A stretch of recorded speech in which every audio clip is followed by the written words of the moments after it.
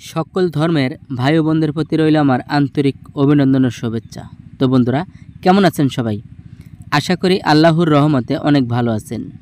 তো বন্ধুরা, আজ একটি অত্যন্ত পরিচিত ঔষধি গাছ নিয়ে আপনাদের সামনে হাজির হয়েছি। যে গাছটি দেখা যায় গ্রামগঞ্জে অনেক জায়গাতেই, অনেকের বাড়িতেই রয়েছে।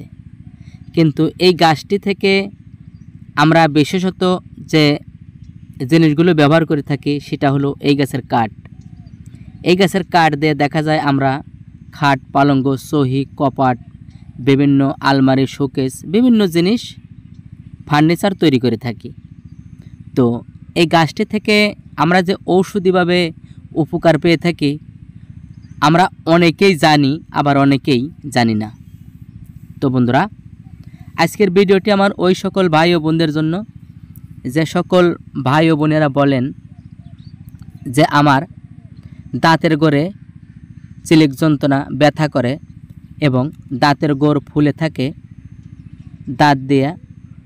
দাঁতের গোড় দিয়ে রক্ত আসে, দেখা যায় অনেক টাকা পয়সার ঔষধ খাওয়ার পরেও ভালো হচ্ছে না। অনেকেরই আবার দেখা যায় মুখ দিয়ে প্রচুর দুর্গন্ধ বের হয়।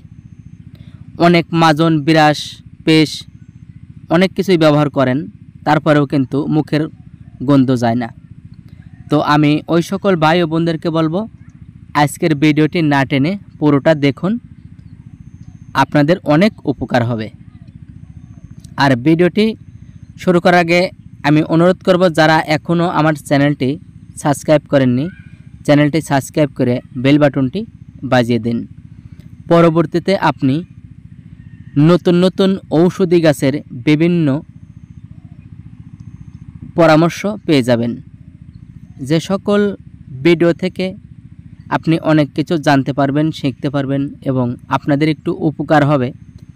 আমি সেই ধরনের কিছু জংলার ঔষধি গাছগাছালি বিষয়ে গবেষণা করে কোন গাছ থেকে কি উপকার পাবেন, কোন গাছ কোন নিয়মে আপনাকে ব্যবহার করতে হবে, আমি আপনাদেরকে একটু ভালো পরামর্শ দিয়ে থাকি। তো বন্ধুরা, এখন যে গাছটি দেখতে পাচ্ছেন এটা কিন্তু নিম গাছ। এই নিম গাছ চেনে না এমন লোক কমই আছে। তো যে সকল ভাই ও বোনেরা বলেন যে আমার দাঁতের গোড়ে ফুলে থাকে, ব্যথা করে, পোষ পড়ে, রক্ত আসে, মুখ দিয়ে দুর্গন্ধ, আপনারা শুধু একটু কষ্ট করে এই নিম গাছের ঢাল ভেঙে নিয়ে আসবেন বা যে কোনো জিনিস দিয়ে কেটে নিয়ে আসবেন। কেটে নিয়ে এসে যদি আপনি 20 থেকে 21টা দিন সকাল এবং বিকাল 2 বেলা কাঁচা ডাল দিয়ে যদি বিরাসের মতন প্রতিদিন দাঁত মাজতে পারেন, ইনশাল্লাহ আমি জোর দিয়ে বলতে পারি আপনার দাঁতের যে কোনো সমস্যা আর থাকবে না।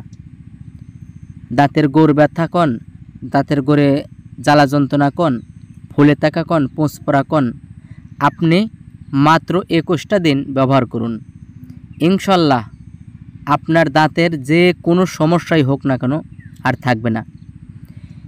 তো বন্ধুরা, যখন আপনারা এই তাজা কাঁচা ডাল দিয়ে দাঁতটা বিরাস করবেন, বিরাস করার পরে আপনি কুসুম কুসুম গরম পানি দিয়ে কুলি করবেন। যখন আপনারা পানিটা একটু কুসুম কুসুম গরম করেন তখন ওর মধ্যে 1 চিমটি পরিমাণ লবণ দিয়ে নেবেন। এই লবণ আর এই গরম পানি দিয়ে মিশিয়ে ব্রাশ করার পরে এই ডাল দেয়া মাজার পরে আপনারা একটু কুলকুচি করবেন।